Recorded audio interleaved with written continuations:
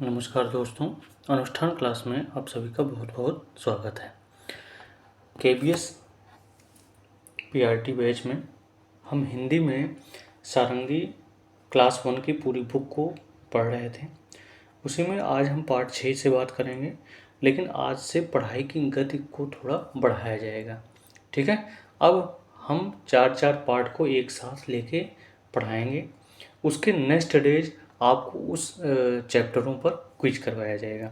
ठीक है, तो आप सब कमेंट में बताइएगा कि आपको स्टोरी के साथ क्विज चाहिए कि एक साथ कई स्टोरी को पढ़ा के और उसका अलग से वीडियो बना के क्विज में चाहिए। ठीक है, कमेंट बॉक्स में आप सभी लिखिएगा। तो आइए हम सभी स्टार्ट करते हैं। जो आपका चैप्टर है, पार्ट का नाम पार्ट 6 है और पार्ट का नाम है 3 साथी। ठीक है, अब 3 साथी कौन कौन से हैं आइए उसको हम देखते हैं। ठीक है, जैसा कि चित्र में आपको दिखाई दे रहा है कि एक हाथी है, एक था हाथी और एक थी बकरी। ये बकरी और हाथी दोनों हैं। ठीक है, और दोनों साथ साथ कहाँ पे जाते हैं? जंगल में जाते हैं। दोनों साथ साथ कहाँ पे जाते हैं? जंगल में जाते हैं। तो आपने दो चीज़ों को देखा कि यहाँ पे दो चरित्र की बात की गई, हाथी की और बकरी की बात की गई है। आगे देखेंगे कि हाथी डाली झुकाता है, ठीक है, और बकरी क्या करती है? पत्ते खाती है। एक दिन दोनों कहाँ पे गए? जंगल में गए। एक दिन वो दोनों जंगल में गए। वहाँ एक तालाब दिखाई दिया। ठीक है, तालाब का मतलब जो एक जगह होती है जहाँ पे बहुत सारा पानी इकट्ठा हुआ होता है। ठीक है, तालाब दिखा और उस तालाब के पास एक बेर का पेड़ था। आप जानते हैं बेर खाना अभी हम सबको भी पसंद है। तो तालाब के पास वो बेर का पेड़ था। हाथी ने पेड़ हिलाया, ठीक है, और बकरी बेर खाने लगी। हाथी क्या कर देता था? पेड़ को हिला देता था और बकरी बेर खाना शुरू कर देती थी। तभी पेड़ से चिड़िया का बच्चा पानी में गिरा। ठीक है, तभी पेड़ से चिड़िया का बच्चा पानी में गिरा और बकरी उसे बचाने क्या गई? कूद गई। बकरी उसे बचाने गई तो वह भी डूबने लगी। ठीक है, यानी बकरी ने उसे बचाने का प्रयास किया उस चिड़िया को, लेकिन दोनों फिर भी डूबने लगे। तो अब किसकी बारी आएगी? अब बारी आएगी हाथी राजा की। ठीक है, तब हाथी क्या करेगा? हाथी ने दोनों को बाहर निकाला और कुछ दिनों में चिड़िया का बच्चा बड़ा हो गया। अब जब चिड़िया का बच्चा हो गया तो अब 3 साथी हो गए। 2 साथी तो पहले थे, हाथी और बकरी तो पहले 2 साथी थे। अब तीसरा साथी कौन हो गया? वो चिड़िया का बच्चा हो गया। चिड़िया पता लगाती कि कहाँ कहाँ फल लगे हैं। अब इन तीनों में काम क्या था? चिड़िया ये पता लगाती थी कहाँ कहाँ के फल के पेड़ लगे हुए हैं। तीनों वहाँ जाते और खूब फल खाते। अब 3 साथी साथ साथ रहते। ठीक है, इतनी कविता आपको समझ में ये जो लेख लिखा गया है वो आपको समझ में आ गया होगा। इसके बाद हम सभी अगले पार्ट को पढ़ेंगे जिसका नाम है पार्ट 7। ठीक है, और बाद में इसी के बेस पर क्वेश्चन बना के हम आपके सामने क्विज करवाएंगे और जिसका आंसर आपको देना होगा।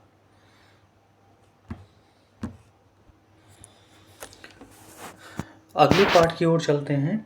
अगला जो पार्ट है पार्ट 7 है। पहली चीज़ एक कौन सी विधा है? पहली चीज़ इसका नाम देखिए, पार्ट का नाम क्या है? वाह मेरे घोड़े। अब इसकी विधा बताइए कैसी है? इस भाषा की विधा क्या है? कविता है, कहानी है, लेख है, एकांकी है? तो ये जो है एक कविता है, ये भी ध्यान रखने वाली बात है। ठीक है, ये भी क्वेश्चन आ सकता है और आने की संभावना भी है। ठीक है, अब हम पढ़ते हैं कविता को। एक कदम, दो कदम, तीन कदम ताल, वाह मेरे घोड़े क्या तेरी है चाल।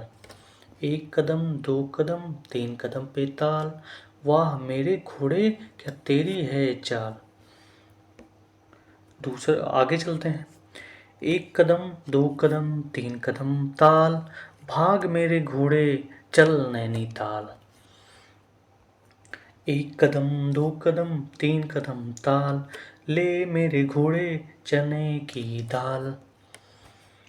एक कदम, दो कदम, तीन कदम पे ताल, खाकर दिखा फिर अपना कमाल। ठीक है, ये आपकी कविता थी। इसे लिखा है रमेश तैलंग ने। किसने लिखा है? रमेश तैलंग ने है। लिखा है। और ये क्या है, वाह मेरे घोड़े एक कविता विधा है। ठीक है, ये चीज़ें आपको ध्यान में रखने वाली बातें हैं। नेक्स्ट चैप्टर की बात करें, नेक्स्ट जो चैप्टर है आपका 8वां चैप्टर है। और इस 8वें चैप्टर का जो नाम है वो खतरे में सांप का नाम है। ठीक है, और ये पाठ जो लिखा गया है काव्य कवि कौन सी भाषा की कौन सी विधा है, तो भाषा की ये कहानी विधि है। ठीक है, ये कहानी के रूप में लिखा गया है। तो आइए हम देखते हैं, कहानी को पढ़ते हैं ध्यान से, और इसको ध्यान में भी रखना है। ठीक है, कहानी में देखते हैं बहुत सारे जानवर इकट्ठे हुए हैं। बंदर है, चीता है, मोर हैं, ठीक है, श्रृगाल है, मगरमच्छ हैं, सांप है। ठीक है, अब कहानी चलती है यहाँ से कि सारे जानवर इकट्ठे हुए थे। बात चल रही थी कि खतरे में अपनी जान कैसे बचाएं। ठीक है, खतरे में जान कैसे बचाएं। देर रात तक बहस चली, जैसे वक्फ बिल पास कराने के लिए देर रात तक चर्चाएं चली, उसी तरह इनकी चर्चाएं थी। अंत में सबको बंदर की सलाह ठीक लगी। ठीक है, बहस चली, किस बात पे बहस चल रही थी कि खतरे में अपनी जान कैसे बचाएं। तो बंदर की सलाह क्या थी, बंदर की सलाह थी कि खतरे के समय सिर पर पैर रखकर भागना सबसे अच्छा है।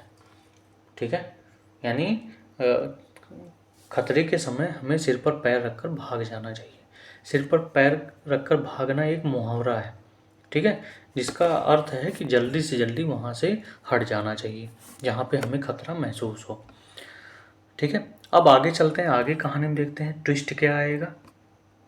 कि बातचीत तो समाप्त हो गई।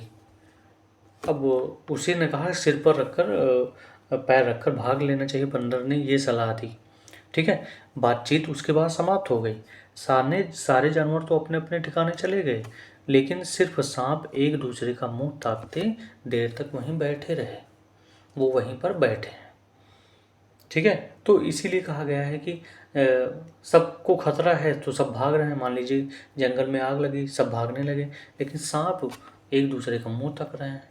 ठीक है, तो इसीलिए कहा गया है पाठ का नाम खतरे में सांप। ठीक है, लिखा किसने है, चंदन यादव ने लिखा है। तो कुछ जो चीज़ें अंडरलाइन कर रहे हैं उस चीज़ों को आप ध्यान से याद करके रखिएगा। ठीक है, अगले चैप्टर पे चलते हैं।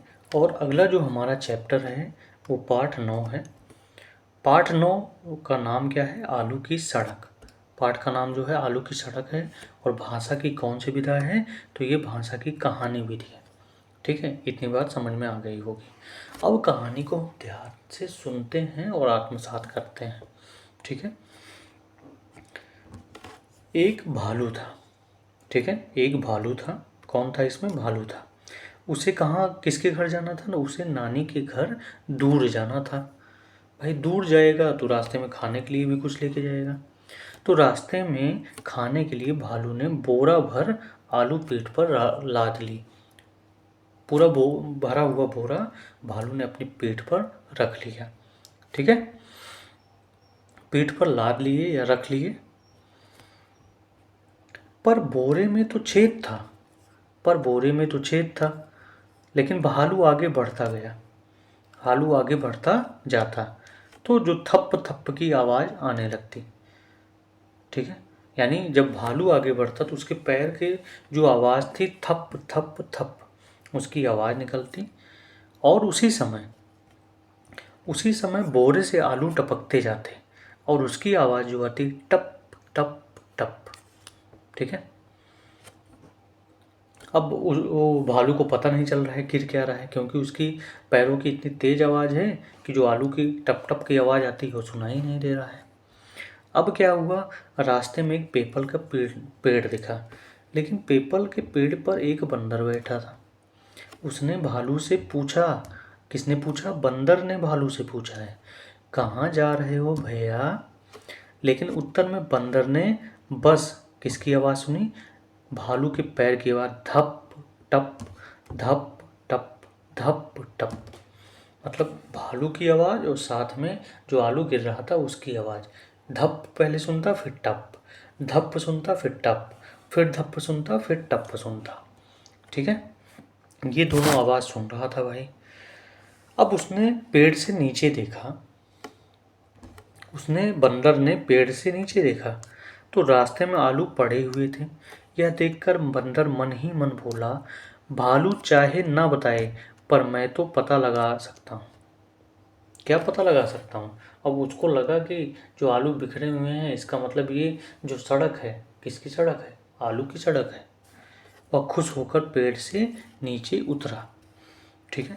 और ये भी कविताएं, इन्होंने जो कविताएं लिखी हैं सारी आधी आधी कविताएं लिखी हैं। ठीक है। और इनका नाम है, जो लेखक हैं इसके, उनका नाम है चंदन यादव जी। ठीक है।